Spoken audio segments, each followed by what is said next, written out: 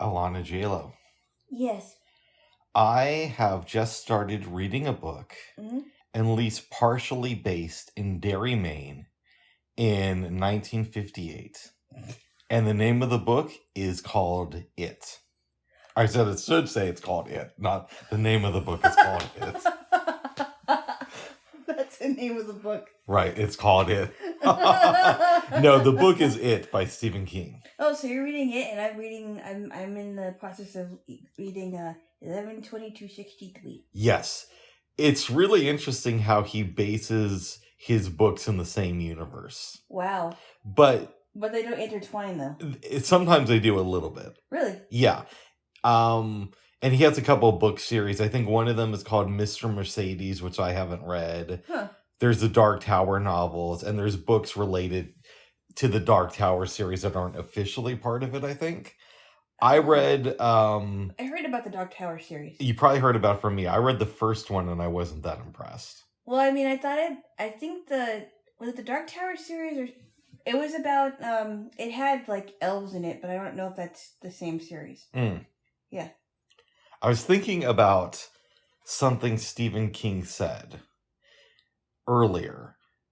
And he was talking about Ready Player One. Oh, really? And said that he didn't think the author was that talented. Really? Yeah. And... Why? I forgot his reasoning. This was a number of years ago. Huh. When I first heard that, I thought, okay, that's probably a little bit of sour grapes, because I think he made fun of one of Stephen King's books in Ready Player One, but I don't remember which one. Oh. And as time goes on, I'm thinking to myself, okay, but the guy who wrote the books, Ernest Cline, hasn't really done anything outside of that. Like, he did Ready Player 2. Yeah. And he wrote the movie script for Ready Player One, which we saw the results of that. And it wasn't that good. And he wrote Armada, which is okay. Yeah. But he isn't Stephen King. He's not at that level. And so do you think that Stephen King was justified in saying that? In retrospect, it looks like it. Although at the time, it seemed a little bit too much like, you're jealous of this dude. But I'm kind of getting it. Ready Player One was good. And you said you liked Ready Player 2? I liked it. It wasn't as good as the first one, though. No, but it was enjoyable. Yeah. Even though there was really no need for it.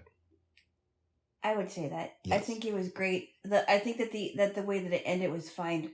The way that the first book ended was fine the way it was. I don't think it had to pick up from there. But I think Ernest Cline probably wanted some more money, so... And maybe lacked some good ideas. Possibly. You know. Mm-hmm. Because sequels seem to be the trend nowadays. If it's a good sequel, it's one thing. But if it ends, and it ends well, why should there be one? Yeah. In fairness, Ready Player 2 was worth reading. Okay.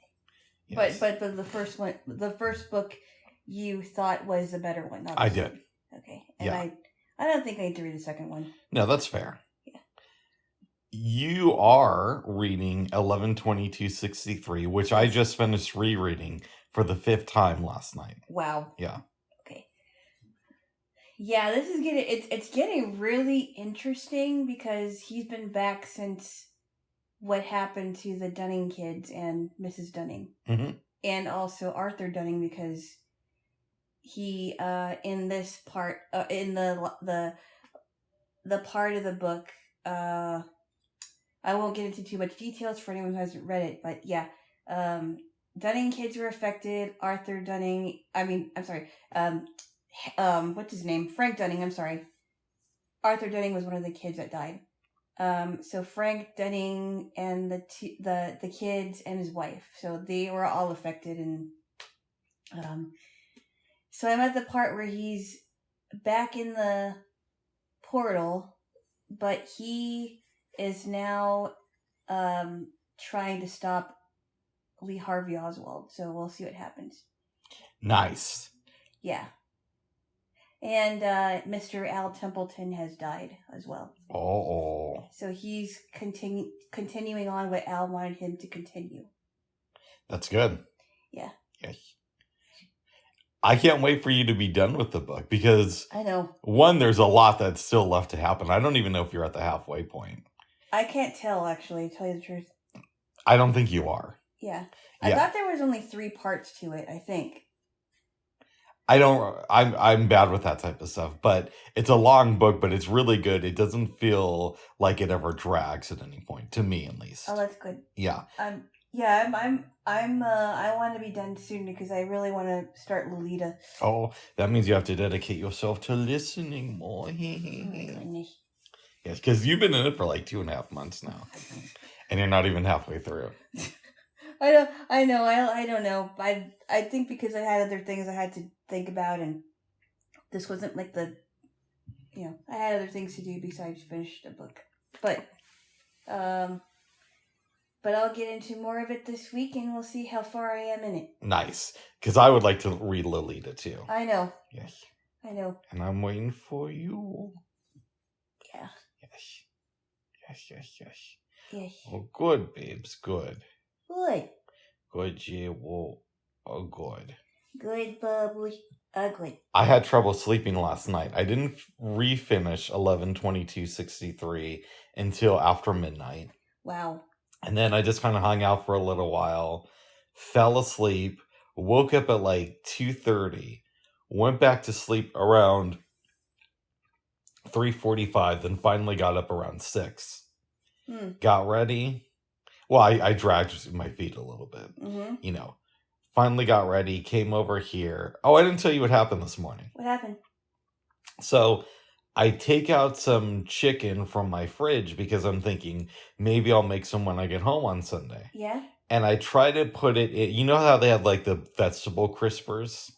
Yes. I try to put it in that, and the container flies out. Oh. And the back end breaks a little bit. Oh, no. But it still fits back in my refrigerator. Okay. So it's I'm not thrilled by this, but it's not the end of the world. Mm-hmm. And I'm trying to think, where can I put the chickens in my fridge so they can defrost? Because I got it from Walmart, and it's the 2-for-1 deal. Yeah. But the 2 bags have kind of frozen together. Oh, no. So I can't just take out one. Oh. And I couldn't think of a spot without taking out my pan and putting it in there. Yeah. So I put it back in the freezer. So it basically means I'm going to be having pizza for dinner on Sunday. Okay. So you'll have to thaw it that day then. Exactly. Yeah. Uh-oh. Yeah. Well, how big were the bags though? How much chicken did you buy? 2 whole chickens. Whoa. Well, yeah. No wonder it wouldn't be able to fit in the crisper. Whoa. I thought I'd try. Uh-oh. Yes. My goodness. So that was this morning there. Jaylo. Yeah. I got on the bus though. Yes. And I'm riding over to your place. We're around 82nd, and there's, I don't know, a teenager sitting on one side of the bus. Uh-huh. This elderly lady comes down and sits like across from him and says, "Aren't you supposed to be in school?" And the kid explains to him, the lady just seems like really curious about why he isn't in school. Yeah. And I know that his stop is coming up based on some of the stuff he says. So I'm kind of thinking to myself, oh God, I hope she doesn't, start talking to me. Yeah. But luckily her stop was like 2 stops after his. Wow. Yeah. So what did he explain to her? Just that he needed to get off at a light rail station and take the Max to his school. Oh, wow. That's far. Yeah.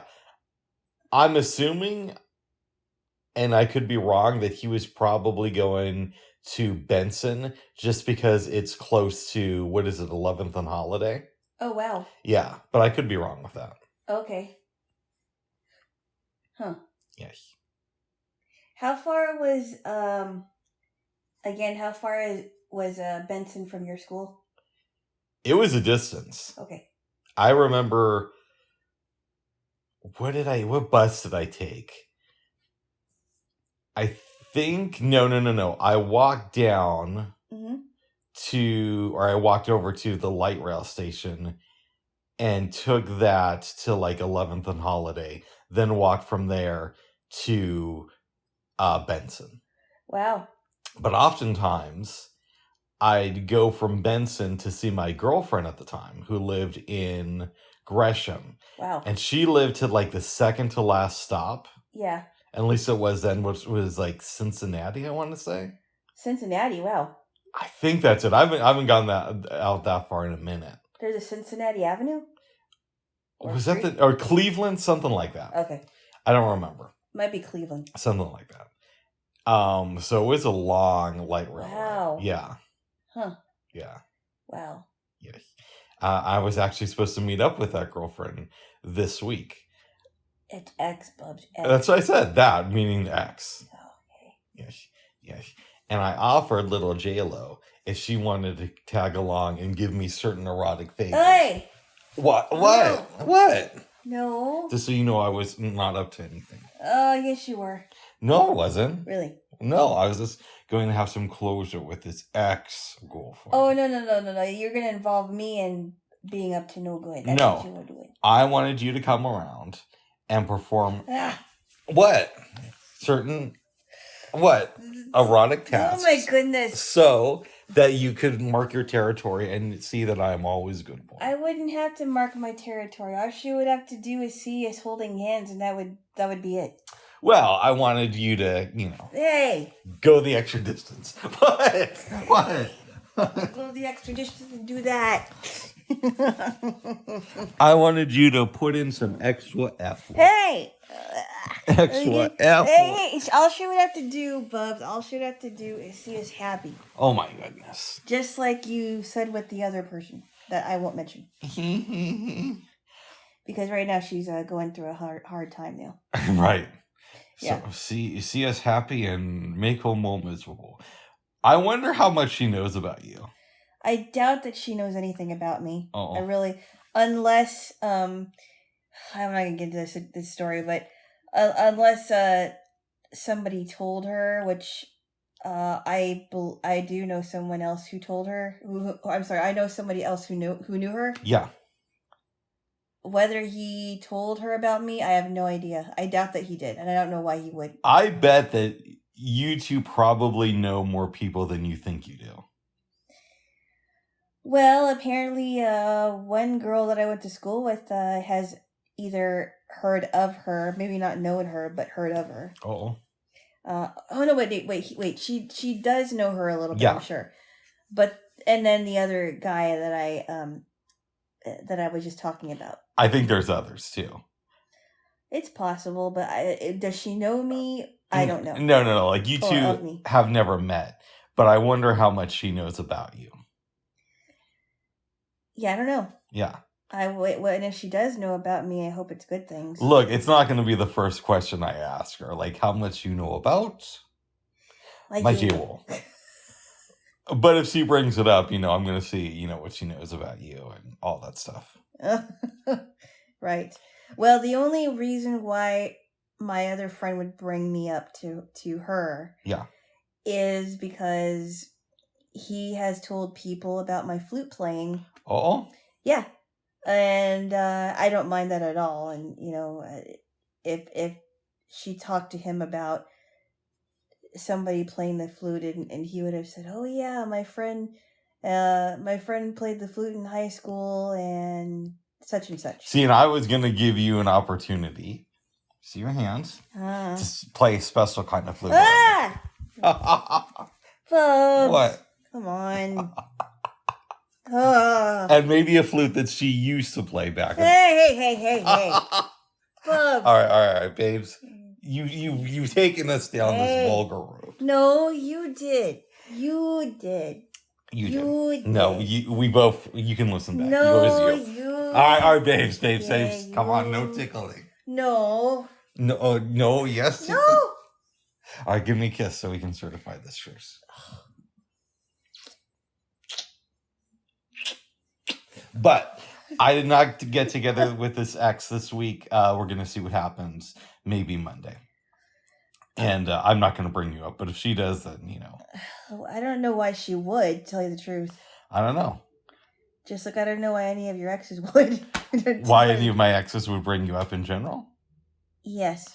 I don't know. I'm not going to bring you up, though. No. Unless she says, so, what's going on with you? Then I'll say, I've been loving My Jaylo. No, I wouldn't phrase it quite like that.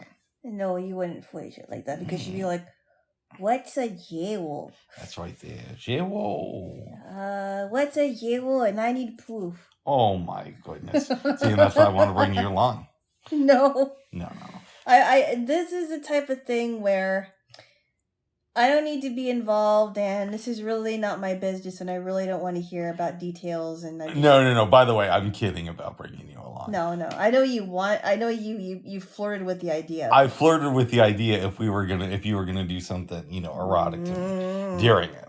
But if you want to keep it all wholesome and G-rated, then we don't need you there. What? No, I think this is something you should handle on your own. No, I agree. What's you trying to do? Oh, you're frisky there, Jaylo. You're Jaylo frisky today. Jaylo frisky. Yes. So anyways, I didn't get together with the ex yesterday. I ended up, besides for reading 11/22/63, playing some Super Mario Brothers and making some sourdough bread. Which was very good. Yeah. You brought over some this morning. Yeah, I'm glad that you liked it. And I decided, you suggested that I make some yogurt in my slow cooker. And that is what I did. So I'm hoping it turns out good. Do we want to do a taste test live on the air? No. Okay. We'll talk about it later. Oh my goodness. Not right now, Bobby. Not right now. I might be too exciting. Oh my goodness. What up? I've been getting back into Super Mario Brothers over the past week or two. That's cool. Yeah. I can understand that because it's a fun game. I mean, I don't know. I've never played it. I've been around blind people that really like it, and I understand why because I like the music. I think it's easy for people to know where the levels are. Mm-hmm. Whenever you come to a level, I just think it's a fun thing to play for people who know how to play it. I've never done it, but if my friends like it, that's cool. Well, and I'm not the best at it. Yeah. But it's fun to play. And I wish I was better. You know that part where you hear dum bum ba da ba bum? Is that when you're changing in the level? It depends on the level that you're at. Okay. Has different music. So I think I know the music you're talking about, but it's not on each level. It's not on each level. No. It's just not all the music is on each level. You'll hear different songs or pieces of music depending on where you are at in the game. Okay. Yeah. So that music that I just kind of sang a little bit, what is that when you're what do you usually do in that part of the game? Well, it depends on the because it's does. On different levels, but it's not on every single level. Okay. Yeah. Yes. And it's not the same task. No. Okay. Yes. Yes. Well, good. Yes. I've noticed that I will often repeat myself for you during these podcasts. I've repeated myself too. I can admit that. That's good. Yeah, because sometimes I don't remember. Most of the time I remember what I've told you and what I haven't told you, because there are times where I'm like, I may have told you this, or I know I told you this, but it bears repeating. Well, actually, yes, but the thing I was thinking about specifically is sometimes you'll ask me a question, I'll answer it, and then you'll have me repeat the answer. Oh. Like just with the music just now. Okay. How do you feel about this? Well, I don't. Well, I know. I think I did ask you that question in privately, but I don't think I was specific about it. No, but I mean, you'll ask me something, I'll give you the answer, and then you'll re-ask me the question like immediately, and then I'll have to re-answer it. Yeah, just because I wanted more information. Oh, interesting. It's not that I don't remember you saying it. It's that I wanted more information, or I wanted to repeat it so I could get it straight. Nice. It's not that I'm not there and I understand. Okay. It's not like the lights are on and nobody's home. It's, good. It's not like the elevator doesn't go up to the top floor or anything. You are gonna hate this, babes. What? And I know I'm repeating myself here, but it bears repeating. Okay. Don't get triggered. Mm-hmm. I think that if you tried it once or twice, you might really enjoy some marijuana. No. Why do you? Oh, can I ask you something? Yeah. Why do you get so triggered when I bring that up? I'm not triggered. I just think it's annoying that you would. Oh. We already had this conversation before. I know, but I do believe that it would help you out in some ways. Not to overdo it, but occasionally, try it. It's just not my thing, and I can't stand the smell of it. There are edibles. I don't care. I don't want to do it. It's not my thing. I don't believe that's not my idea of stimulating my brain. Yeah, and to be clear, I don't believe in doing it all the time. There's definitely people who abuse it, but I think once in a while it's helpful. No thanks. Oh. I really no. What gets me, babes? Yeah. And I know you're not one of these conservative blind people. Yeah. But the conservative blind people who are Christians who say, "Oh, I smoked weed once," like that makes them like a huge rebel. Uh-huh. Those blind people, I'm like, come on, bro. You smoked a joint once, and now you want to pretend like you're the cool guy of all cool guys. You think that they would just say it just to get noticed? I've been around blind people who do that. Like they'll say, "Oh, I smoked weed once." So basically, you're saying that you don't think that they're honest about it. It's not that I don't think that they're honest. I think that a lot of these and it's mostly blind males. Mm-hmm. A lot of these conservative blind guys who are anti-drug will say that they smoked a joint once to try to sound cool, like they're hip and they're with it. I don't know if that's true, Bub. I'm actually thinking of a specific person who we both know. Oh, I don't really. I don't know that that's true though. I mean, and I'll tell you why. Go ahead. Because I don't know that it's and I don't know that I don't know. I haven't been there. I never heard this person say that. I believe that you heard him say that. Yeah. I don't believe that they would say it just to sound cool. I do think that maybe they regret doing it and they don't want to do it anymore. It wasn't for them. But to say that they said it to sound cool, I think you're assuming too much here. Oh. That's just my opinion. Like the one thing I don't like about weed being legal is it makes some conservative dorks think that they're cool because they smoked a joint once. When they probably wouldn't have done, even though they're against it being legal, they probably wouldn't have done it if it was illegal. I don't know if that's true. Uh-oh. I don't know that that's true, Bubs. Because there are some people that really do regret their decisions, and they do really think that they should not have started it because it was they had some effects from it. Have you thought of that? Well, no. So the person I heard said it was saying, I forgot the context, but it made it, he was trying to say it like he was cool because he had a joint once. Oh, so you didn't think he said it because he regretted it? No. It was said in a like relaxed atmosphere. And this person, I have a feeling, is against it being illegal. But you know how some people are. They're very hypocritical. It's fine if they do it, but not if somebody else does it. It depends on the person. Yeah. Because but there are people like I'm not gonna lie, and I will be honest with someone about it, but I'm not gonna say, hey, I did this because or I did this before, because I didn't do it. Mm-hmm. I'm not gonna admit that. I'm not gonna say it because it's a cool thing to do. I'm gonna say it because I never wanted to do it, and I don't that's just not my thing. Oh. But so I can't say for certain why this person said it. I just don't know if it's true for all people that do that. And I don't think it's true for all people, but I do think that some people like to sound like a rebel, and they think smoking a joint once makes them that way. Which I find is like the dorkiest thing ever, in my own opinion. Okay. Yes. But that's just me there, little Jaylo. And I know this person. You've talked to this person on the phone.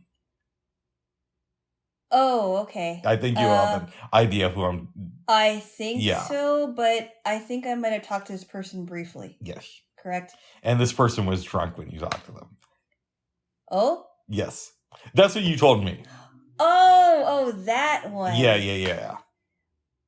Yeah, that I didn't... Yeah, I only talked to this person once, so I mean... He really was. Yeah. By the way, what's the thing with conservative blind people thinking they're cool? Not just this person, there's other people too, but thinking they're cool just because they drink a lot. Who thinks they're cool because they drink a lot? There's a lot of conservative blind people I've met over the years who are against other vices being illegal, but they think they're super cool because they have an alcohol problem. I think that sight people can be the same way, to tell you the truth. They can, but I've noticed it a lot with conservative blind people. I don't know. I think it's just stupid. I mean, if you're not, just because you don't do a certain vice and you do other vices, it doesn't make you cool. That means that you have problems. Well, it's also how you drink. There's a cool way to drink, and then there's like a way to just like. I've always believed in consistency, to tell you the truth, and I've never been a type of person that would want to start drinking, and I've never picked up any of those vices. So I just don't know. I don't know. I think it goes either way. Either a blind person does that or a sighted person does it. It is kind of annoying, isn't it? Well, it's and again, it's how you do it. So there's nothing wrong with having a screwdriver once in a while.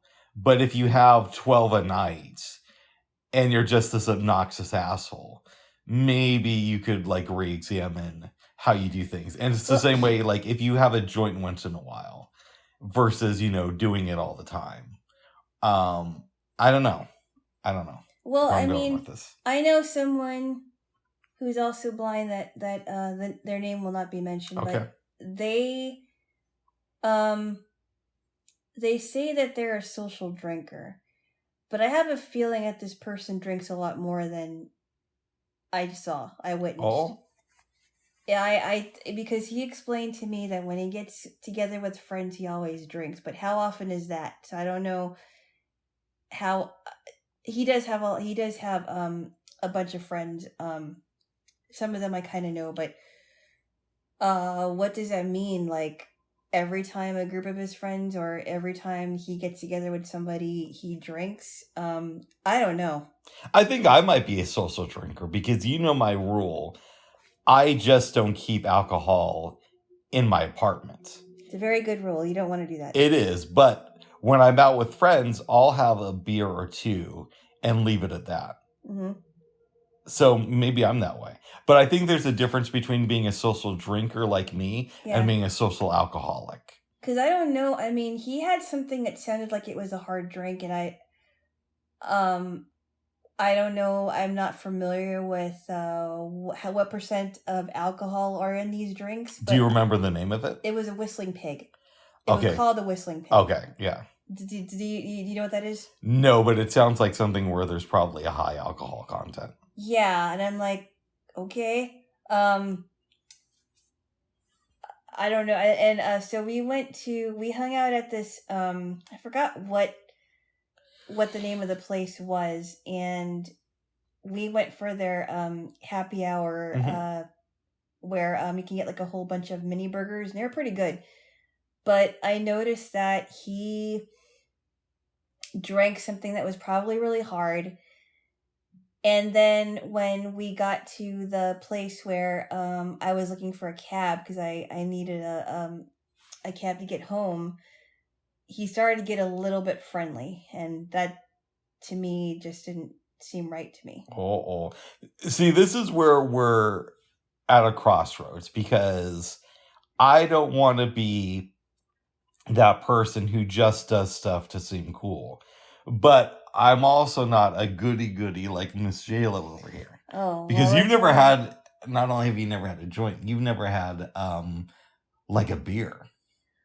No, it's just not my thing. And I think because I've had a bad experience with trying beer when I was a kid, I never liked it. And I've been around too many people that get drunk a lot. I've been around friends that drink a lot. I've been around relatives that drank a lot. And I'm just like, I don't want that to be my life. It just isn't I know, people in my family have been trying to get me to try alcohol, and to my credit, I did try a little bit with a friend of mine, but it wasn't something that I was into, and I just was like, no, I'm not gonna continue this. My belief, babes, and this was kind of in my family too, but we went different paths, is I don't think you've seen people drink responsibly. I haven't. And I think if you did, you'd have a different relationship to alcohol. I just don't want it. I don't need it. It's not my thing. And I'm just tired of people trying to get me to drink it. Like, remember when I told you about that guy that was in that program with me, and he wanted to take me out for take me out for a gin and tonic or a slow 7, which is another hard Yeah. drink. He was trying to get in your pants. Yes, he was. Obviously. Mm-hmm. Obviously, with other things too. That he has asked me. It's like I don't want. That's just not my way of relaxing. It's not my way of having fun. I don't need to have anything in my system. I respect it, and at the same time, I could make you a drink and put you in an environment to where you would really enjoy yourself. And I am telling you now that I don't want you to make me a drink. No, but I'm saying I know how to do it in a way to where you would have a very good time and you would see a different experience with alcohol. No, thanks. Okay. Yeah. You don't mind closing yourself off to an enjoyable No, experience. it's just not my thing, Bubs. That's fair. I'm not going to force it because alcohol isn't really my jam either. Yeah, but you still drink it. Very rarely, though. It's very rarely. I know, very rarely. But I think we're doing this in mid-September. Mm-hmm. I want to say the last time I had a drink was... No, I'm sorry. That's a lie. I was going to say late March, and then I realized I had a drink in July with a friend of mine. Yeah. So it's only been a couple of months, but I've gotten years as an adult without having anything to drink. Well, good for you. Good for me, babes. Good for me. But I've seen it so much in my life where people are not drinking responsibly, and all they want to do is drink, and all they want to do is gossip, and all they want to do, and all they think about is drinking to get to know someone or getting somebody else to drink because they think it's another way to relate to somebody. I definitely seen that in my family. I don't like it. I mean, it's like, why can't you be sober and get to know somebody before thinking about getting somebody drunk? Because when you get someone drunk, I've seen it. It's all kinds of stuff comes out. You don't know what's going to come out. You don't know how they're going to react. And some people are really friendly drunks, but some people are really violent drunks. Explain to me then the problem with, excuse me, I had to burp, with having an edible once in a while. I don't like the idea of things altering my mind. I don't think that I would get anything done if my judgment was altered. And you can make the argument that no, it really doesn't alter people's minds, but I know people that used to do that kind of stuff, and it explained to me too that eating something that isn't edible can be a lot more can in some ways make you higher than if you smoked it. And things of that sort, and I wouldn't know that unless I actually, I wouldn't have experienced it unless I actually did it. But judging by how much this, people I know have done that, I would believe them. And I that's just not my, I'd rather have a regular brownie than something that's laced with something that I don't want. Okay, here's my opinion. It's somebody who's done his fair share of edibles. When it actually, depending on what you get, it can be more potent than smoking it. It does alter the mind, yes, but I would make the argument that that's not necessarily a bad thing, depending on the situation and how much you use. Well, to me, I'd rather feel than not feel, and I'd rather feel with nothing in my system than to not feel. I think that a lot of people do it, and their excuse is, well, I just want to escape from my reality. And I'm like, I'd rather be more connected than disconnected. And I would actually make the argument that, again, a lot of this is context and how you do it. But it's not always about not feeling. Sometimes it's about feeling deeper. I don't think it's about feeling at all. I think that it's disguised as feeling deeper, but what you're really feeling is nothing. See, and I believe that You're just escaping for a while. you're coming at it as somebody with a lack of knowledge about this type of thing. So it's like a 6-year-old trying to explain it when you don't have the point of reference that I do with it. Is it possible that you're coming at it without a knowledge of what it really does to your brain? I mean, you might think that it's making you feel deeper, but do you really know? Oh yeah. Do you really know what it's doing to your neurons? Well, a lot of people, scientists, have, now we don't know for sure, but they've done a lot of studies saying that psychedelics. Yeah, I like to know who these quacky scientists are. I believe Johns Hopkins University has done studies on this. And who are these people from Johns Hopkins? I understand it's a prestigious hospital, but we could do some research on this if you want, or a prestigious university, but it's not 100% confirmed. But a lot of people now believe that doing psychedelics, and when I think psychedelics, I think mushrooms, but also I think edibles, they're saying falls into that category. If you do it the right way, it actually makes your brain stronger and increases the neurons and the pathways in your brain. But how do you explain? Because yes, now that marijuana is legal in this state and other states, not every state, but of course other states. Yeah. Why? My question would be is, because the marijuana now is so potent, I would make the argument that it's even more addicting than it would be from our parents' generation. I agree. It was addicting, and it's not. We don't really know. I mean, even people that have worked in the medical field, I've heard that we don't even know, really know the medical benefits, if anything, of the potency of marijuana. I mean, we're finding out about the CBD oil, which is not, which is just the oil, right? Mm-hmm. You can't smoke it. You can't eat it. It's just the oil for it that helps. Well, that can help with pain. I need to correct you. What? Real quickly. You can buy edibles that are laced with CBD. I'm talking about CBD itself. I'm not talking about the edibles. Okay, gotcha. I'm talking about the actual CBD itself, where you can actually put it on your body, and it's supposed to help you with pain. Yeah. But my argument would be is that now that it's potent, people can lace it with something else, and that's not safe. I don't know. We don't really know the exact benefits of what supposed medical marijuana can really do. It's just some people might use it for pain, but as you and I both know, some people use it as an excuse to do more of it. Some people do, but not everybody. And I'd rather have somebody smoking a joint to get rid of their pain than getting addicted to Oxycontin. You'd rather have somebody do that? What would you rather have? If you have a choice between somebody doing Oxycontin or smoking a joint once a day, which would you rather have? None of it. But but that's like the perfect scenario. Hold on a second. There are capsules that people can take without getting high from it, with the absence of THC, but with the properties of what could be in cannabis to help. But the problem with that is the more THC you have in those products, of course the person's going to get higher than get a lot higher than I don't know. I hear what you're saying. Let me try to respond to it, because there is some truth to what you said.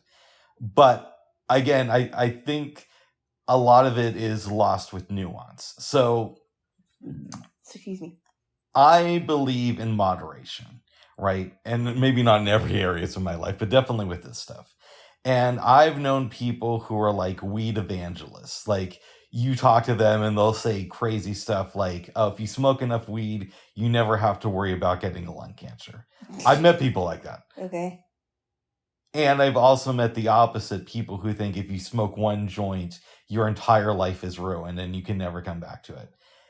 What I would say is yes, the THC levels on a lot of products is out of control right now, but it is regulated. So somebody could buy a product with a lower level THC with as a product that has less THC than other things in it. And I would say that it's a problem if you do it all the time.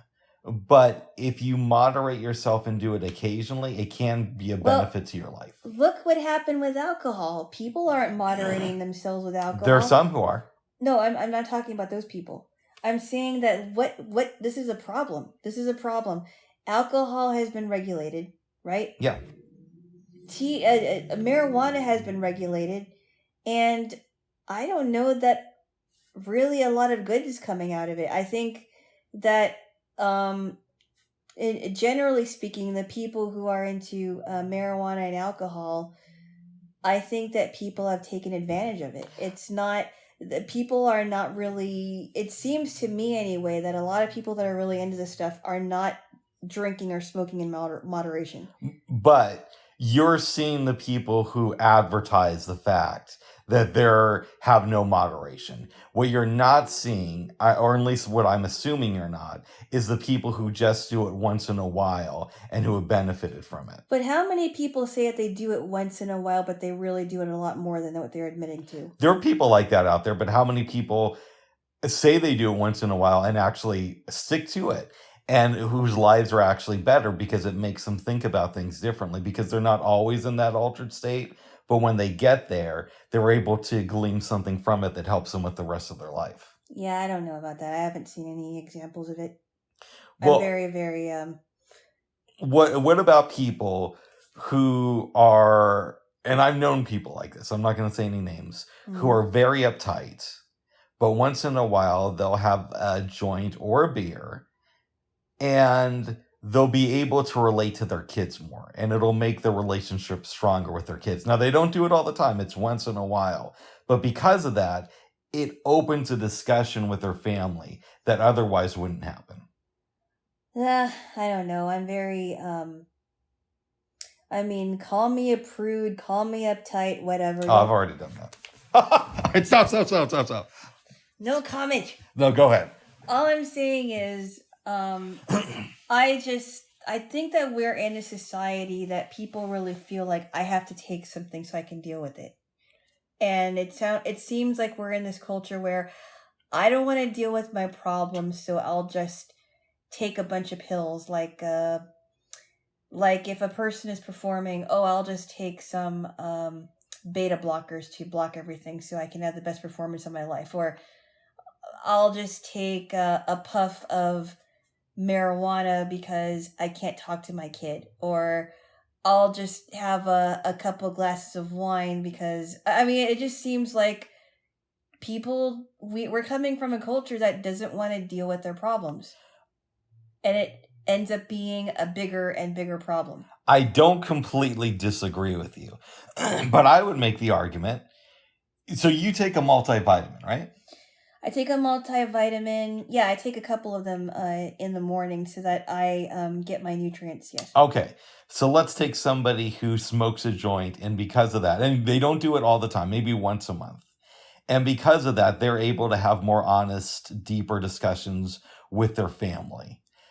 Maybe you could look at it like, okay, that's their medicine. That's in a sense, their multivitamin.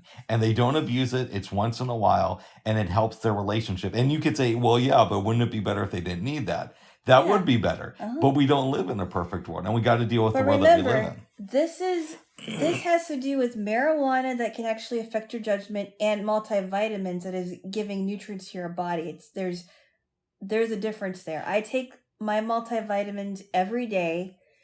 Because fruits and vegetables, you can't get every single nutrient from fruits and vegetables by itself, because you have to take like a whole bunch. You have to eat like a whole bunch of them, and it's not.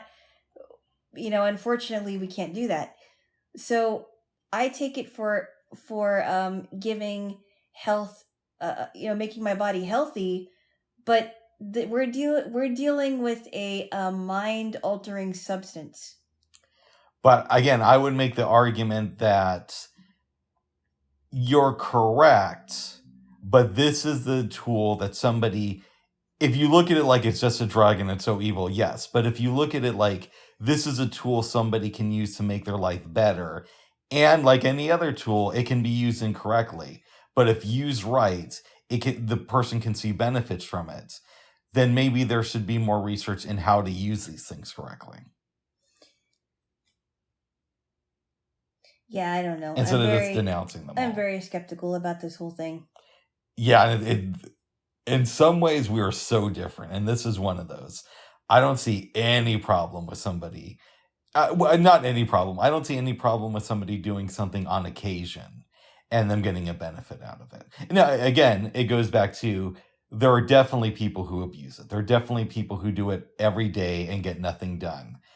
And those people have a problem. But there are people who do it once in a while, and you can see their lives improve.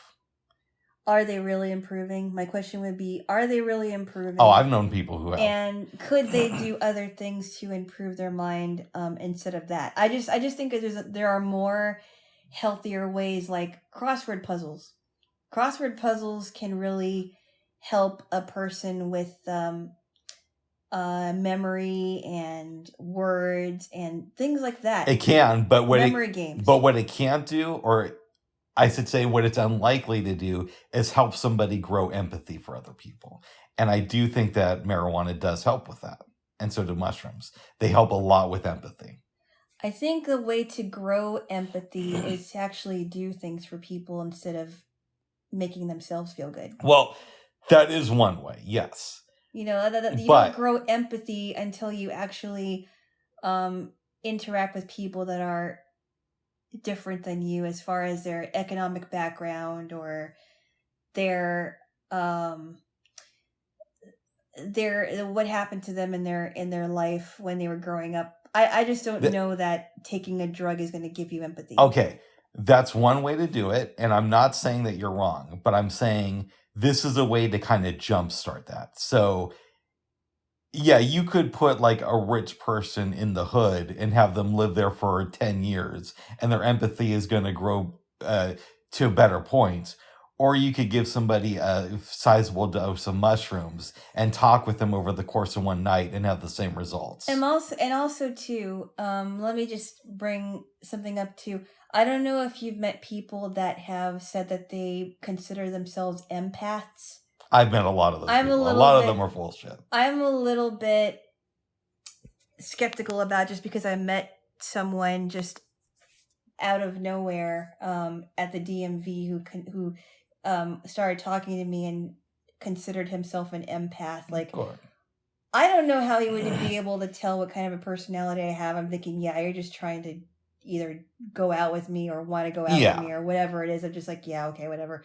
And needless to say, I never talked to this person again. I've never ran to this person again, and I don't really want to anymore. I'm just like, I'm very skeptical of those people. I hear you. But I think that's two different discussions. Okay. And I think that this is, it's a tool. Again, it's a tool, and it's all about how you use it. And also, too, well, what's wrong with having fun while you increase your empathy? Right? So oftentimes we think of soul work, and whether that soul work is praying, going to church, meditating, or doing psychedelics. Yeah, there should be some serious stuff involved with it. And yeah, it's not all fun and games. But if you can have a little bit of fun and still grow as a soul or a human being, well, why not have a little bit of fun mixed in with that? I still don't understand how psychedelics would help anybody's soul. It's just it seems to me like it's just a temporary fix. And they say, and they've done studies. I know I keep saying they've done studies, but they have done studies. I'm very skeptical of There's a book, and this isn't about mushrooms. This is about DMT. It's called DMT and the Spirit Molecule by Rick Strassman. You might want to, is it Strassman or Strassman? You might want to check that out. But there have been other studies where they'll give people psychedelics like mushrooms, and they'll do like scans on their brain, and they know the areas of the brain that are associated with empathy. And those areas will light up. So you could say, okay, well, that's interesting, but what does that mean for the long term? And they'll grow a little bit. And you could say, well, that's expanding, but then maybe they shrink back up again. But then they'll have these people come in like 18 months later to do a follow-up brain scan. And the area of their brain that's associated with empathy that grew a little bit will still be bigger after 18 months. And when you and it's not just about doing a brain scan, it's about talking to the people and getting a sense of their compassion, their ability to feel compassion towards others. And they'll notice that those people still have more compassion after 18 months, after like 1 or 2 doses. So it's not an end all be all, but I'm saying it is a tool and it can be used properly.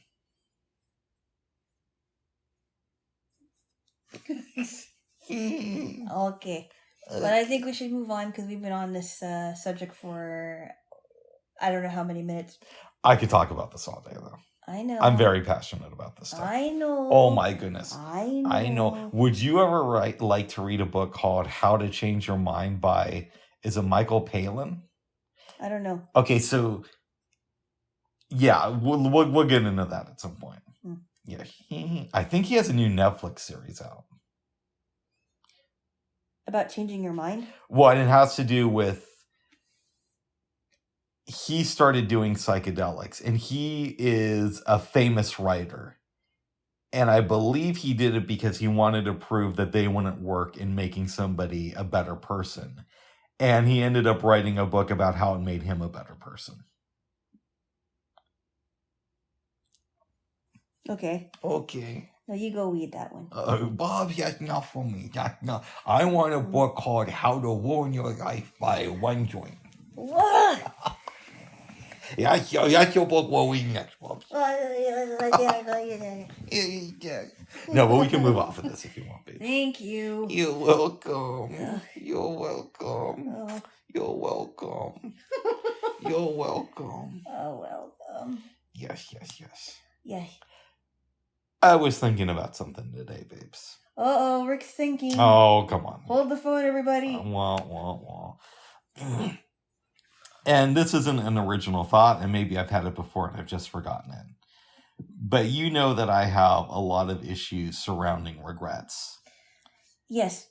Yeah, I think we all do. Yeah, but to an extent. I was thinking about certain people in my life who don't have those issues. Do you really? Well, I want to keep this a little bit vague. Okay.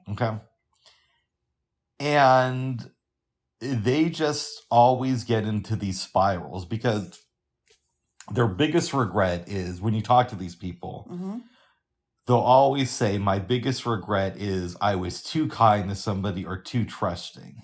But it's never like, oh, I did somebody wrong. Yeah, I know what you're talking about. Yep. I've noticed that people who say stuff like, I was too trusting, I always let the wrong people in, they never learn from their lessons.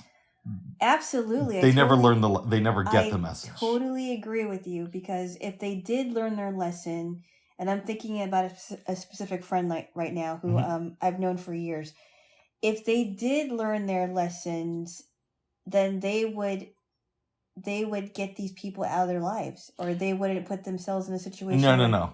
What? Because anybody who says that's their biggest problem, that's not their biggest problem. Well, I wasn't done. Okay, but I'm about to break this down for you. Okay. People who say that their biggest problem is they're too trustworthy or they're too kind, that's a way of ignoring their real issues. No. I was agreeing with you. Oh, you were. You didn't let me finish what I was going to say. It didn't sound like you were. Go ahead.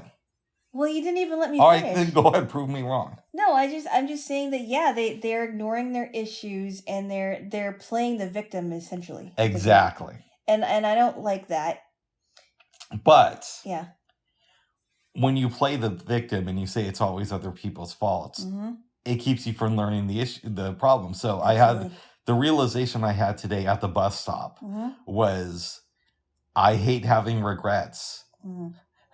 But if I didn't have regrets, my life would be significantly worse because I would just blame other people all the time for my issues and never look at what am I doing wrong. Well, I think that if there is a positive thing to think about when you're talking about regrets, because regrets is so filled with negative connotations. Mm-hmm. If you don't have regrets, then you can't change. You can't go forward Exactly. and change it so that you don't do the same thing over and over again. So you believe in Jesus? Bubs, you good boy. I am. And you also believe in like judgments, right? But the question I have for you is, it sounds like you are of the opinion that God also designed this so that we will have regrets.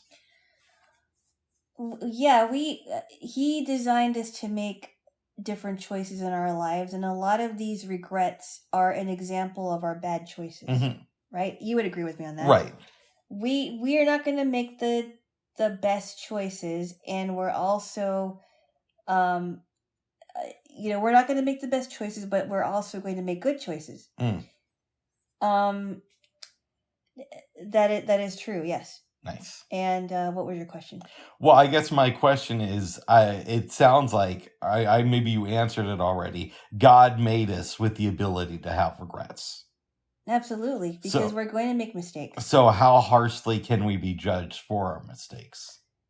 Well, it depends. If you come to God with a mistake and you ask him to forgive you and you let it go, you let him take that mistake, then it's done. Oh. He will not remember it because you asked him to forgive you for that regret or for that feeling of forgive you for making that mistake. Nice. And if you ask him that, he'll forget that it never happened. Nice. And now you have to come to grips with it. Walk with God is what I always say. And it sounds like we're on the same page. No, you don't. I don't. You mock God.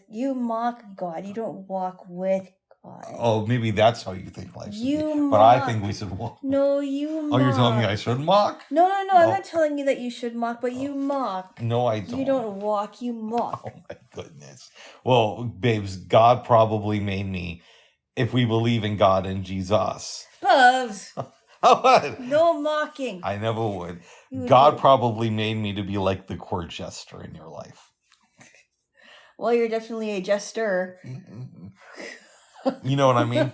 Yeah, I've read in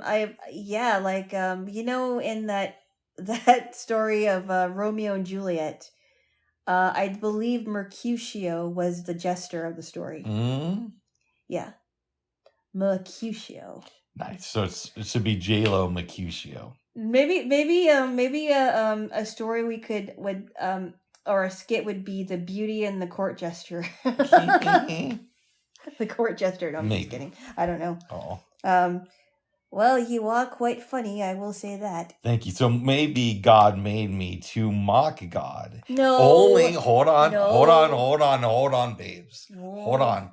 Because God wanted to show you that you don't have to be so rigid. By the way, God is not mocked, so no, he didn't make you to mock him. Okay.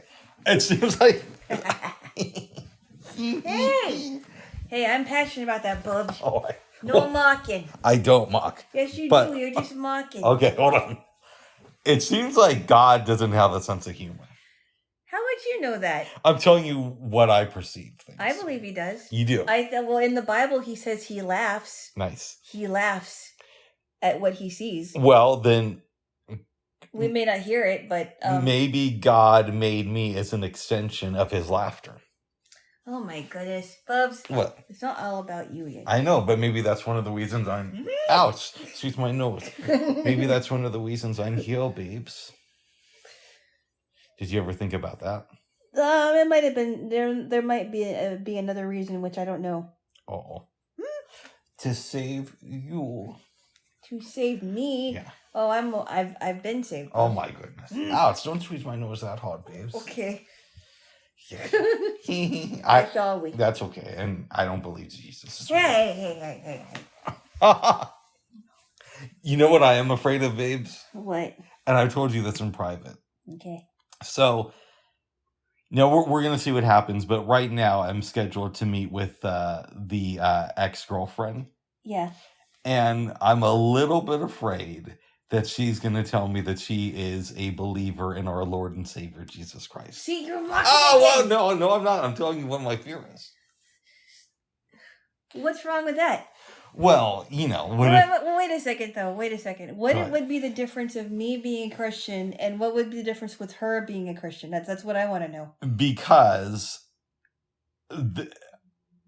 I've always known you as a Christian.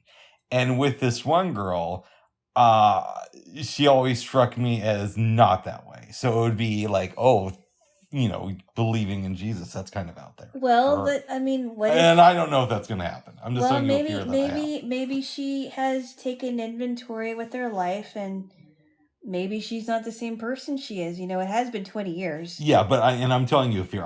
For all I know, she still doesn't believe in Jesus. We're not all that bad, you know. Uh-oh. I mean, we may be outcast to some people because of whatever they feel, whatever they think about us, but we're really not bad people. Really? We're really not trying to make people's lives miserable. That's what I'm trying to say. Nice. And I don't know if she's a believer. And I'm not. She may not be. In fact, she may be the same person that you remember 20 years ago, because isn't it interesting how you haven't seen somebody in 20 years. Yeah. It doesn't even matter who it is, either a girl or a guy, but they still haven't grown. They still haven't changed. That's true. All they can think about is what they want, but it's never changed. Like they've never matured, and I can't tell you how frustrating it is to meet somebody that never grew emotionally. Yeah. And it's like, geez, how old are you? Like middle-aged already? Well, I hope she's changed. I just pray that she's not a believer. Bubs. You do too, babes. No, I'm not going. I know. I could care whether she is or not. I don't know this lady. Good. No kisses. Why not?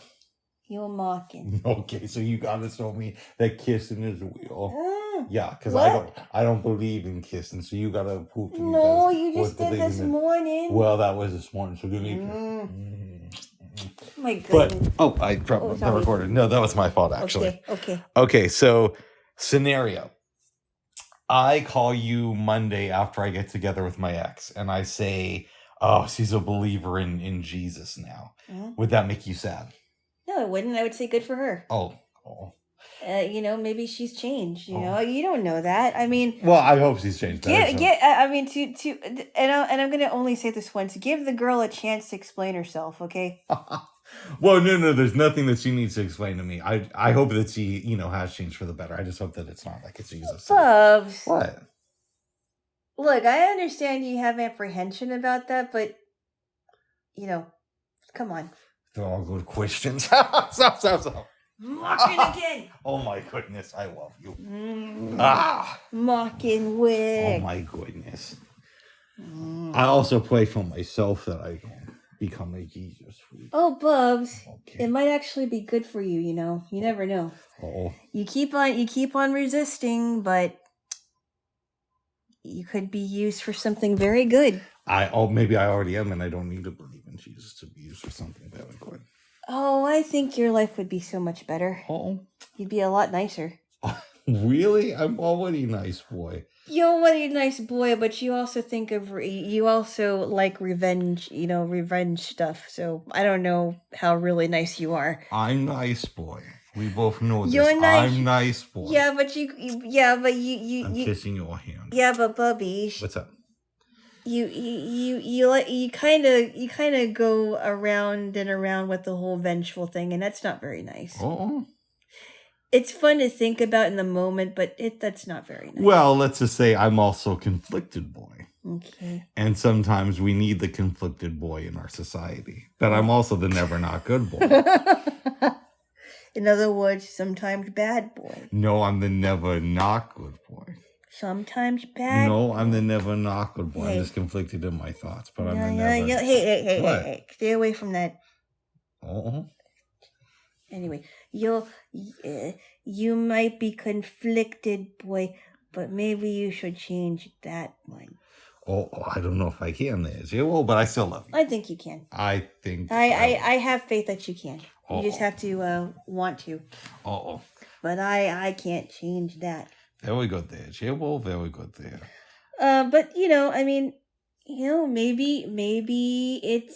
maybe if she has changed spiritually, maybe it has really helped her, and you could learn something from that. By the way, I'm not sitting up at night thinking about this. Okay. But it came into my thought a couple times, like, oh God, I hope she's not like a Jesus Let me ask person. you a question. What's up? Is the reason why you're so you kind of reel at the thought of Christians? Let me ask you this. Go ahead. Have you seen examples in your life that are how should I say this? Have you seen really bad examples of Christian life? Yes. Okay, is that why you're a little bit uneasy about that? Yeah, because I see Christianity as... I'm talking about people. Yes. Not the religion. I see Christianity as an excuse for people to hide their hypocrisy. Oh, don't get me wrong. There are hypocritical Christians there, but we're all hypocrites. We're nobody who lives on this earth is not a hypocrite. Nice. We have to, Christians are sick people too. We need help, and we're Christians and non-Christians alike are all hypocrites. Nice. And if we get that in our head, then we can ask for help with that. But it's the people that don't admit that they are that really frustrates me, and I would imagine it frustrates you. Yeah. And I've seen that too in my own life, and I've seen very good examples of it. But to say that it's all bad is really closing yourself off here. No, I think that there are people who use Jesus as an excuse to live a better life. And for those people, I say more power to you. But I think the overwhelming majority of people... Using Jesus as an excuse? How? Well, I mean, I don't believe in Jesus. So to me, it's like if you say, oh, because of Jesus, my life is better, you're using that as an excuse. But how do you know they're using it as an excuse? Because I don't believe Jesus is real. So it's how are you going to find salvation in something that's not real? But at the same time, I don't think that's the end of the world, because if that's the only way that they can lead a better life, then good on them. But I think that if you're such an open person... Go ahead. Then you should at least open yourself to learning more about Jesus instead of assuming that Jesus isn't real, because you don't know that. You've never experienced it. But you're just saying that from the part of you that doesn't want to open yourself up to it. Would you at least consider that? Well, yeah, I've said I don't believe Jesus is real. And I can be wrong. I've been wrong before, and I will be incorrect again. But to me, there's not enough compelling evidence to say that Jesus is real. Having said that, if somebody, if that's the excuse they need to be a better person, then hey. Are you saying that I'm making an excuse every single day then? No, I'm saying every single minute. Bubs. No. I'm just saying that if you're an open person like you tout yourself to be. I am. Then... Why not, I could even read some books, and I know that we've read some apologetic stuff, but I think that you would be doing yourself a favor by, because you've opened yourself to Buddhist teachings, you've opened yourself to Islamic teachings, you've opened yourself to Jewish, Judeo teachings. Yeah. But I think that this is one thing that I think you should consider opening yourself up to, instead of assuming that this person is fiction. I mean. Well, a fictional person. Let me give you an example with Buddhism. It's even said in Buddhist teachings, hey, don't just assume that the Buddha is real just because we say it's real in a book. And if the Buddha isn't real, then take the teachings and use the teachings to better your life. And if you don't think that the Buddha is real, then just enjoy the teachings. And so I think another area where I get caught up with Christianity is you have to believe it's real or else you're going to burn for eternity. Whereas like in Buddhism, they say, hey, if it's real and it makes your life better, great. But if it's not real, but you can still benefit from it in some way, that's great too. The point is to benefit from it and to make you a better person. Here's the thing that I don't think you're catching on to, Go ahead. or maybe that you don't quite understand it, and hopefully you'll open yourself up to this. You can say that you're thinking to yourself, it's the Bible seems like it's a manual of do's and don'ts. Yeah. I personally think that the Bible is the ultimate manual for everything. And I believe that there is proof out there to prove that the things in the Bible have either come to fruition and of course there are things that will come to fruition that haven't come yet, and things that have been prophesied about that already have come true or are about to come true. And I think it's worth exploring. I think you should always keep an open mind about that. And I think it's worth looking into. Now, next week, I'm planning to I'm going to work on a lesson on redemption, because I was trying to find something on regrets. Mm-hmm. But I think it leans towards the concept of redemption and being, and having redemption for those regrets and those mistakes. Because there isn't I was looking through my concordance, and there is no necessary verses for regrets, but I think that when we talk about when you talk about redemption, you want to be redeemed for your mistakes. Oh. So it's something to think about. That's all I'm saying. Yeah, and I think it's something to think about, but I think where people lose me, and again, they don't do this in Buddhism. In Buddhism, they say, hey, kind of like what I say about other stuff, hey, this is a tool you can use, and when the tool is no longer useful, forget this tool or abandon this tool. Or in Christianity, they say this is the only thing that'll ever work. I think there's a reason for that, though. Oh. And I think that if you are really an open person, then explore those reasons. Don't just dismiss it off as some quacky religion when you haven't really explored it. I'm just saying, if you're willing to explore the teachings of Buddhism and other things, then I think that you should explore what Jesus really teaches about, and that he really does care for his children, and that it isn't just a book of do's and don'ts, but there's a reason behind why he wants us to be wise, and what happens if we're not wise. I think there is something to be said about that. I'm just saying. But there's also keep an open mind, though. But the other thing is there's also judgmentalness, not just to non-believers like myself, but there's also a lot of judgment towards other Christians who may not worship the exact way that you worship. And so I shouldn't say that's always fascinating me, but that's starting to fascinate me more. It's not necessarily, Christians can't really judge other Christians because there's already a judge. What you see as judgmental, it's what's the word I'm looking for, because I just heard this word that I'm thinking about. We are commanded to lovingly correct and help Christians along that we feel are going the wrong way. But we shouldn't be doing it in a self-righteous type of a way that I've seen, other Christians do, because it's not going to help anything. No. It's actually going to make them look really bad. But to come alongside of them and say, hey, I noticed that you're doing something that you shouldn't be doing. How can I help you? How can I show you that there's a better way, instead of saying, you horrible person, you're going to hell, right? It doesn't work that way. Yeah, but you've also implied to me that you don't think that somebody who is a Bernie Sanders supporter can also be a good Christian. Yeah, but I told you why. That's true. Refresh my memory. I told you why, because liberalism to me is the exact opposite of what Jesus teaches in the Bible. I think it doesn't hold up. I think that's why that there are more conservatives that consider themselves Christians than liberals that do, which really it doesn't make any sense to me.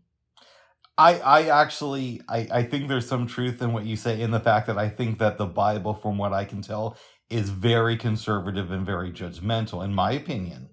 And that's the reason, to me, I'm always surprised when I hear about liberal Christians. It's because, to me, Christianity seems like the opposite of being a good person. And to Of me, being a good yeah, to person. me, liberalism is all about like trying to be the best person you can be. I don't believe that at With all. some extent, I mean, obviously we have like insane liberals, just like there are insane conservatives. But I think there's less insane liberals. I think there are conservatives that take it way too far. Yeah. Like they're not, like some don't even allow their kids to have any sugar or very little sugar, and they don't want their kids to celebrate holidays. And I'm basing it off of something that I saw on TV that was like, this is really disturbing. I can't watch this show. It's so bad. In fact, I asked the Dot about that certain show that I won't talk about here. Okay. And I think it has like a 5 point something rating. It's supposed to be this reality show that has like a 5 point something out of 10. And I'm like, that's really bad.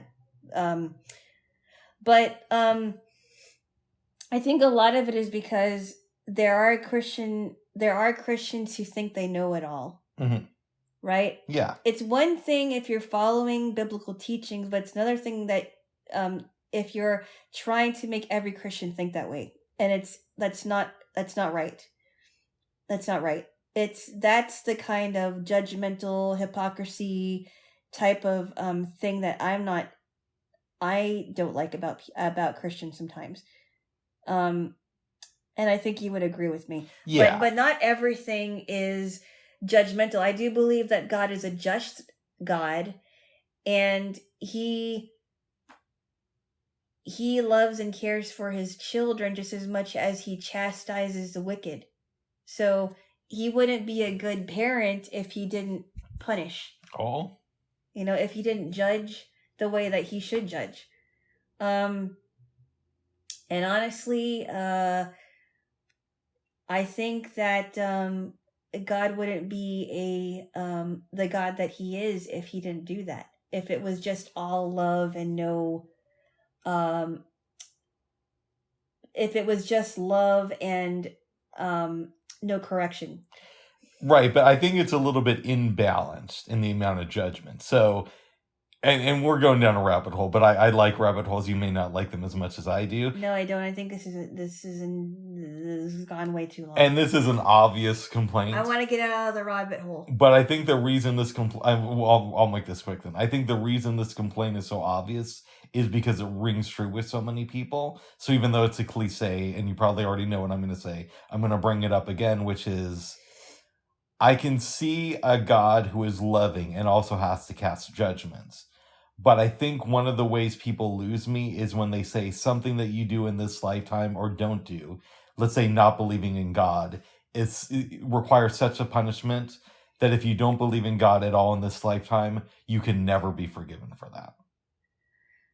Well, first off, as I've said before, God,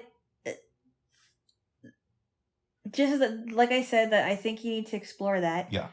So that you have a better understanding. But as I've said before, the reason why anyone would go to hell isn't because of God sending them there. They're sending themselves there because they knew that was going to be their judgment. And I do still believe that when a person goes to hell, God still does love them, even though they have to be judged for that. But why do they have to go to hell forever? Why can't they just go to hell for a couple years? Why does it have to be for the end of time? Like I said, Bubs, you have to explore that. Oh. I don't have all the answers. Because I totally believe in punishment, but I believe if we believe that everybody needs love, then there should also be room for redemption. But sometimes love means you have to be punished. Right, but does it mean that you have to be punished and the punishment never ends?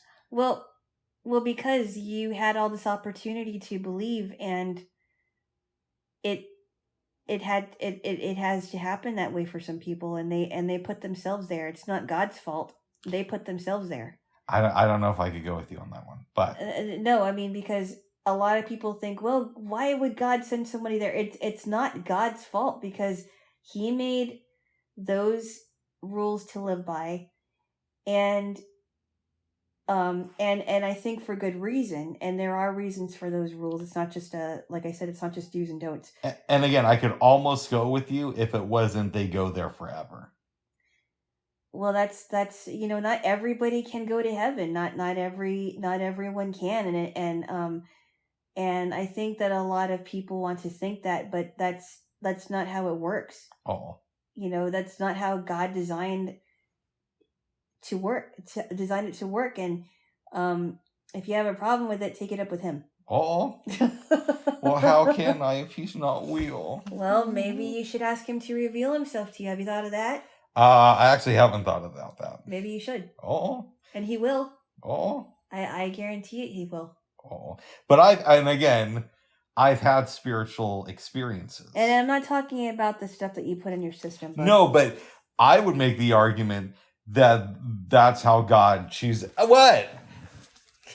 I would make the argument. Are we going into drug use again? No, but I would make the argument that maybe that's how God chooses to reveal himself to me. Or maybe that's how you choose God to reveal himself to you by doing that. Have you thought of that? No. I could see it as a tool for God to reveal himself to people. But, what? Ouch. Oh, my goodness. Oh, at least now. At least one more time for now. One more time for now. Okay, let's go. One more time for now. Okay, no, take out food. All right, give me a kiss. Why? Because you need one. Do I? Yeah, and Jesus is... Ah! Bobs, no mocking. No. And you're Jaylo. What? I know I am. What does that have to do with anything? You said you're mocking, and I said, yeah, and you're Jaylo. Okay, what else? Okay. But the times that I have felt that God has revealed themselves to me, because and this is another thing, I don't see God as having a gender.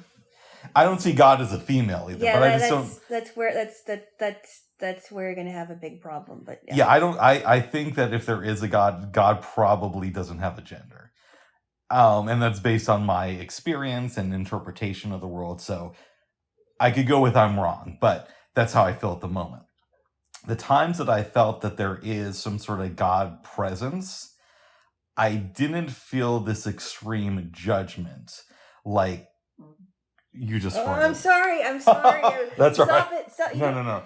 But it would help if you didn't mention every single noise that I made. Oh. I by the way, that was something that wasn't supposed to happen. And please, I think you should edit it. I do very little editing. Edit it. But edit it. But what I was about to say, babes. You edit it now. I can't edit it right now. Well, I mean after it's recorded. What I was about to say before your stinky interruption is that okay, let's get back to this. Is that I didn't the times where I felt like I was communicating with a higher power, I didn't feel the judgment that Christians I feel talk about a lot. Okay. So, but I don't know. That's just, and who knows how much of that is correct. That's what you don't know yet. And neither do you. I do. And that's the other thing where Christians say that they know for sure. But we can... Like I said, explore it, Bubs. Don't just dismiss it. Oh, good. Good. Well, I love you, babes.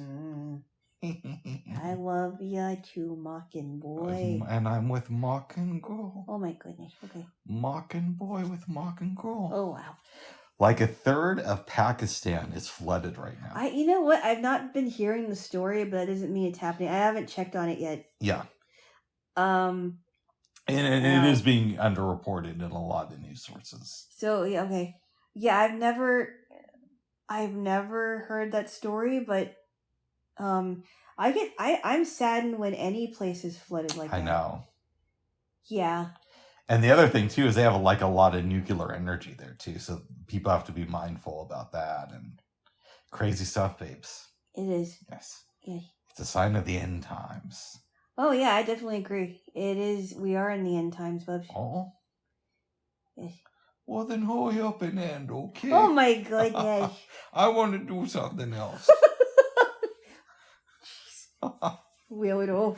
No, I love you, babes. I love you, bud. And we're assuming that the Christian God has a sense of humor and realizes that I'm very funny. Oh my goodness. I don't know, you should ask him. God, do you have a sense of humor? What? You just said. No, privately. Oh, well, okay. Privately, bud. Okay. Not now. You silly boy. Silly boy. Yeah. Silly boy. I want to tell you something that happened the other night, meaning Wednesday. Is it bad? It's annoying. Okay. It has nothing to do with me, does it? No, it has nothing to do with you or women or anything like that. Okay. I just wanted to make sure. Okay. So I'm at home, and like I said, I've been playing Super Mario Brothers a lot this week, or Super Mario World. Yes. And I know you don't play the game. No. But there's a level in the Star World where you know what Yoshi is? Oh, yeah. Yeah, that's a character. Yes. Yeah, it's like a dinosaur. Doesn't he have like a cookie factory or something? Or no. He is this dinosaur that eats creatures and apples and whatnot. I didn't realize he was a dinosaur. I know that he was a character, but... Yeah, and he can fly and whatnot, and he's your buddy. Okay, I don't know. Is he a good one? Yeah. Mario and Yoshi are really tight. I thought he had like a cookie factory or something. No. But anyways, Yoshi is typically green. Yeah. But there's a level in one of the Star Worlds. Yeah. Where you need... I guess you don't need to. People have done it without it, but it's very beneficial to have a blue Yoshi. Because Yoshi can fly if you have a cape on. Yeah. But Yoshi flies a lot easier with a blue Yoshi. Oh, really? Yeah, but there's a sea level in the Star World. I know this is getting like really out there. It is, but it's fun to talk about. I like talking about Mario Brothers because I don't know much about it. Yeah. Where you can get a blue Yoshi, but it's a little bit annoying because it has to eat these sea creatures to expand into a Yoshi. Wow. Or the star. Yeah. So last night, or on Wednesday rather, I went on YouTube and I Googled places to get a blue Yoshi. Uh-huh. And somebody showed on the first world of Super Mario Brothers. Yeah. It's after the first level. You can go to this area, and if you already have a Yoshi, you can jump up with the cape. It'll take you out of that world and open like a secret level where you can get like a blue Yoshi or a red one or even a yellow Yoshi. So I'm looking at this and I'm like, oh, this is great. I never knew about this. And I try to do the jump multiple times, and it's just taking me out of that area. So I'm not getting anything out of it. Finally, I say to myself, I can't figure this out tonight. I'll go back to tomorrow. So then I start reading the comments, and somebody said, just so everybody knows, this is from a specialized ROM of the game, which basically means somebody took the original Super Nintendo game and added some extra features to it. So it's not something that you would necessarily have if you have a copy of the actual game.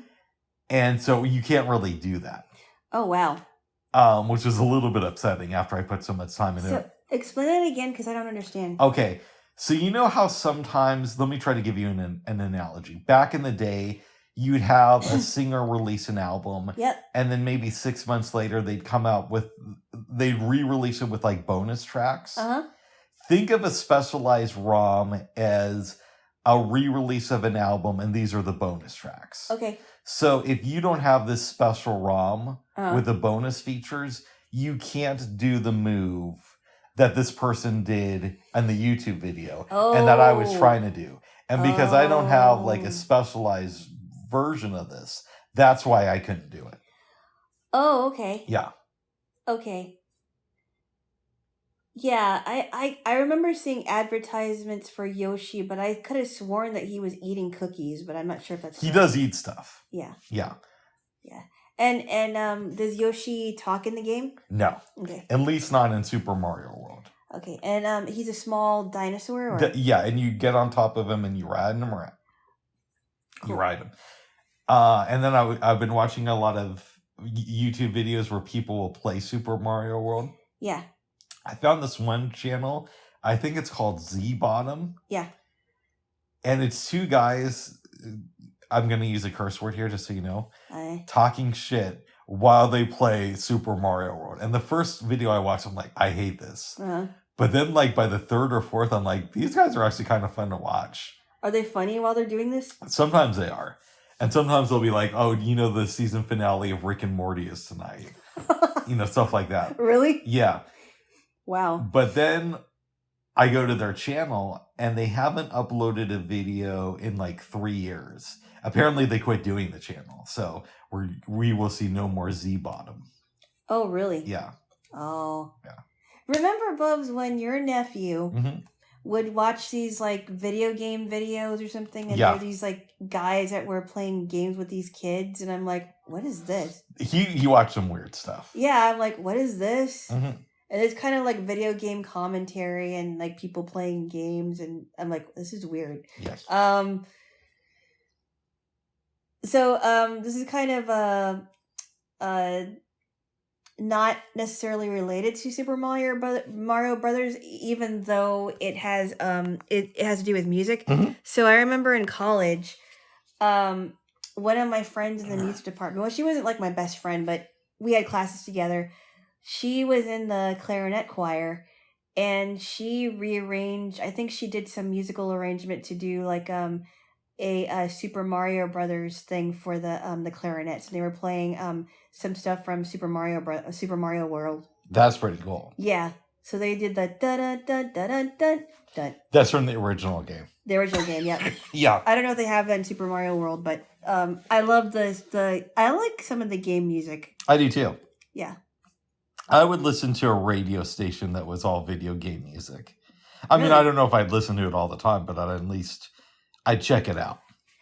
Yeah, I think there's like a Russian piece that's a theme song to the Tetris game. Oh, wow. I never liked Tetris. Da, da, da, da, da, da, da, da, da, da. Yeah, some people like Tetris. Yeah. What is the object of it? You might have explained. It's very visual. Yeah. So maybe that's why I didn't like it as a kid. There are these falling pieces, and you have to organize it into a picture. Yeah. And then I remember we got this Mario game called Dr. Mario. Yep. For the Nintendo. This was way back in the day. And I'm thinking it's going to be like Mario 4, where you run around and you go into adventures. And it's basically just a Tetris ripoff.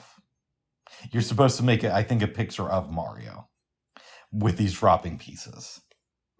Yeah, I hated it. I hated Dr. Mario. Really? Yeah. But you liked Mario World and the Mario Brothers games. Yeah, I loved Super Mario World is probably my jam. That's my favorite video game of all time. So, without question. So what role does Luigi play?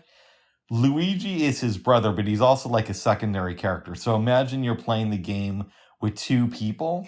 Yeah. And, you know, the person ahead of you dies, but they chose to be Mario. You're going to be Luigi, and you're going to play the game as Luigi. Oh, wow. And there are actually some Luigi games, I think, for Nintendo DS or Nintendo Wii, one of those two.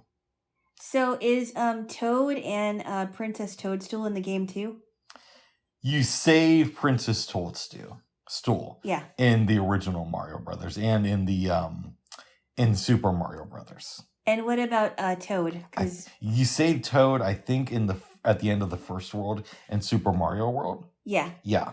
I told you I used to watch the Super Mario Brothers Super Show on TV for the cartoons that I used to watch, and you would see a segment with the Super Mario Brothers friends, Super Mario's friends, and then you see another segment where there's Link and Zelda. And so they kind of go into the game of the cartoon with Zelda and that's why as a kid I thought that Zelda was a spin-off of Super Mario Brothers, because I saw the same cartoon. Now, in Mario 2 for the Nintendo, you could choose to play as Luigi, Mario, Toad, I believe, or the princess. Now, I played less of Mario 2. I might revisit it, though, because I have Mario All-Stars on my Mac. I was thinking about, and generally speaking, I was thinking about all the cartoons I used to watch, and I love that you can go on YouTube and look for those cartoons because I'm like, oh, I wonder what happened. I wonder how this cartoon is now. Just because I like, I'm very nostalgic, as you know. Mm-hmm. I think we all are in some ways. And I'm like, I should look and see. I want to look and see if the show is on YouTube, and I found, like I said before, I found a 3-2-1 Contact. Yeah. A very old 80s science show. Usually with those kids shows, though, they don't hold up. Like, you'll watch them for like 3 minutes for the nostalgia, and then, at least for me, I'll find myself just quitting and going to something else. I don't quit so easily. Like, I'll watch like maybe an episode or two. Now, what I do like to rewatch a lot on YouTube, and you already know this, is Siskel and Ebert. Mm-hmm. I'll rewatch a lot of their old reviews, but also I like to rewatch old newscasts from the 90s and 80s. They're like local ones. Oh, wow. Yeah. I should look that up too, like old newscasts in Hawaii. Yeah, I'm sure you could find a lot of them. You know what they were doing on Breaking Points this week, babes? What? Crystal and Sagar. Now, this was national, but they played the first segment of the NBC Nightly News with Tom Brokaw from September 10th, 2001 to kind of show what people in the country were talking about. Oh, wow. Right before September 11th. Wow. It's super interesting. I still can't believe it's 21 years later. I know. And it really does make me feel a little bit old because me too. It happened in our young 20-something lives. I wasn't in my 20s. I was 18. I mean, I was in my 20s, and I was just about ready to start college. Yeah. So okay, you weren't quite 20 yet, but I was in my early 20s, and I'm like, wow, how much time has passed, but we haven't solved anything. Nope.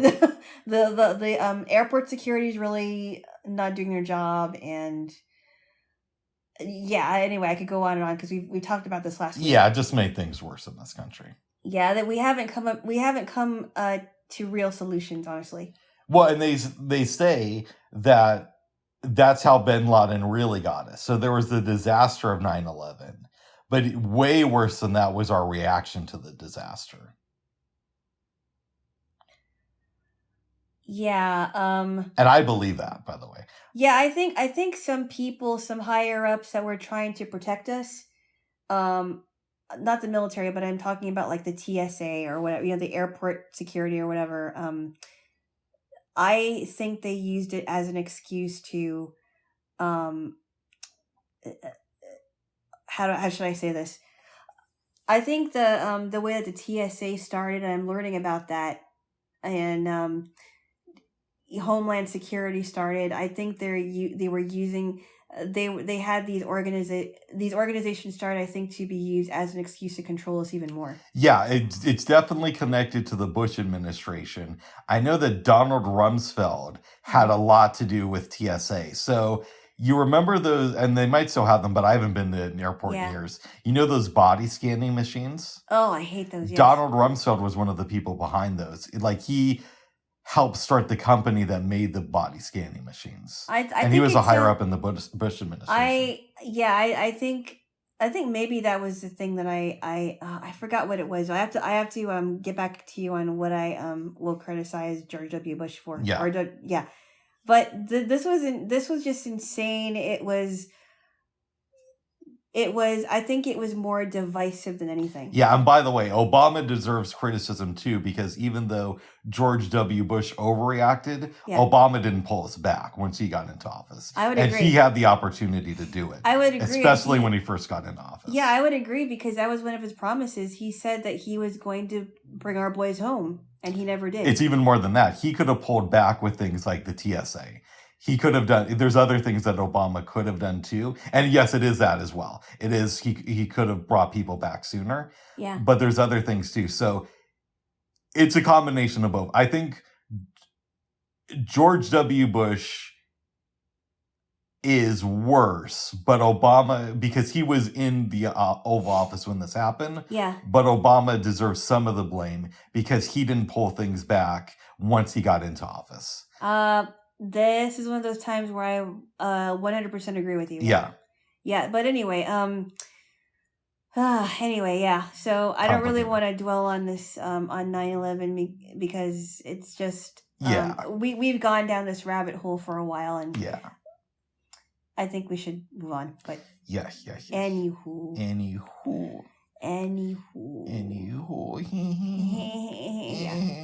Yeah. Jaylo, Yeah. I understand that you had a dream this morning. Yeah, I did. I had a dream that my mom gave me these like really yummy cream filled chocolates. I think you would have liked them too in my dreams.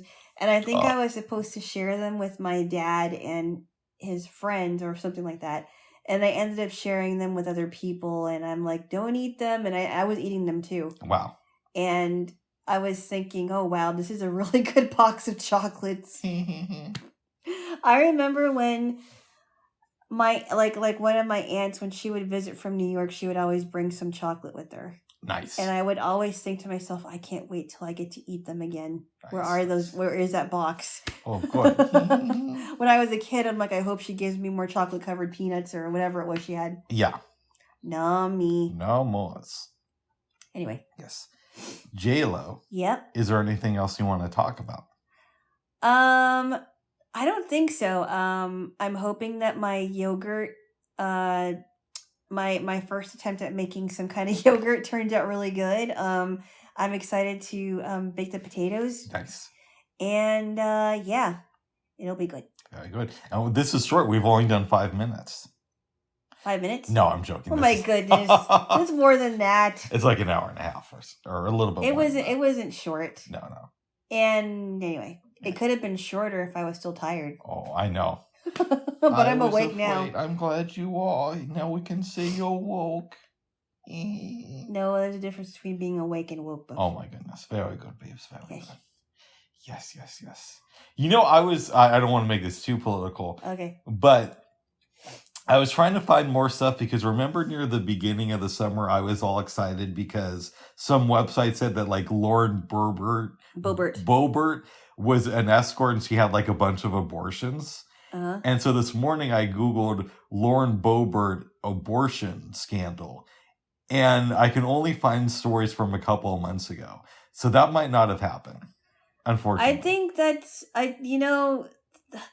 some of these tabloid people must be making a lot of money, or maybe not. I don't know, but they like to come up with the most extreme thing, like, oh, this is a horrible Republican because she was an escort and had abortions. But I never heard anything about that. That might not have happened. No, I think that was just tabloid trash. Oh. Yeah. Oh. Tabloid trash, oi. Oh. Well, good, I guess. Good, I guess. Yes. Having said that, I did like that story when it came out. But if it's not true, it's not true. No, it isn't. You have to give credit where credit is not due. That's true there. Jaylo, your girl might not have had any abortions there. Jaylo. No, I don't. Oh, I remembered why I brought that up. Why? So, you know, is it Christy or Chrissy Teigen? Chrissy Teigen, I don't, yeah. Okay. Chrissy Teigen. I go on the BBC after the Lauren Boebert search. Yeah. And it says a thing, Chrissy Teigen believes that she had an abortion. Really believes that she herself had an abortion? I think that it was something misleading like that for the headline. So I click on it. Like 2 years ago, she was pregnant and the baby died. Oh. And I, question whether or not to say baby, but you know what it's a baby. Okay. The baby. And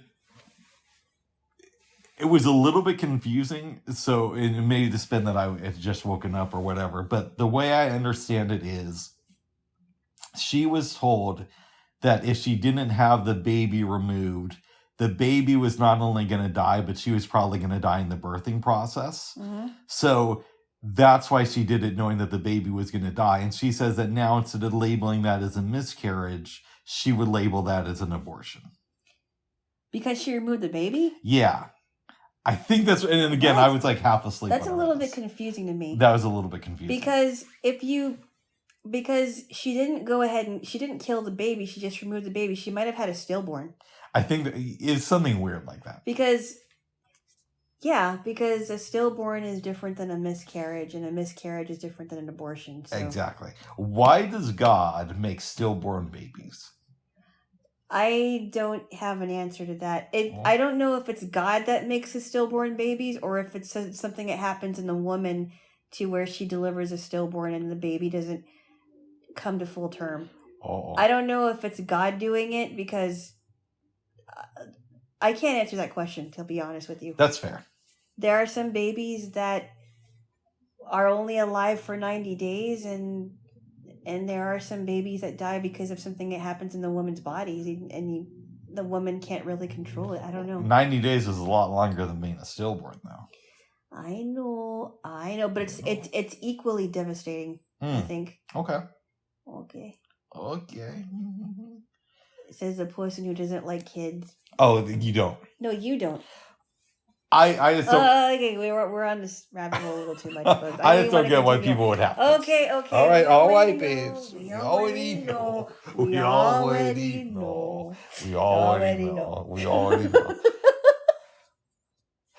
But I love you, babes. All right. Is there anything else you want to discuss? No, but it's getting really hot in here. It is. It's a little bit humid. Nice. Yeah. And I think I have to pee. I do too. Well, let's wrap this up. This is how you know we're getting older. We both have to pee. We're not that old, I know. but we do drink a lot of water. We do. I drink a lot of water. You probably drink more than me, but I drink my fair share of water. I drank a lot of water last night. Oh, that's good. Yes. But let's wrap this up, babes. Give me a kiss. It's time to kiss the good boy. Oh, my goodness. Mom! What? Stop making good noises. All right, babe. It's so distracting. Okay. Mm-hmm. All right, babes. Okay. Bye-bye. Bye-bye. God bless. Jesus loves you. Oh, my goodness. Maybe. All right. Hey. All right. Bye-bye. Bye.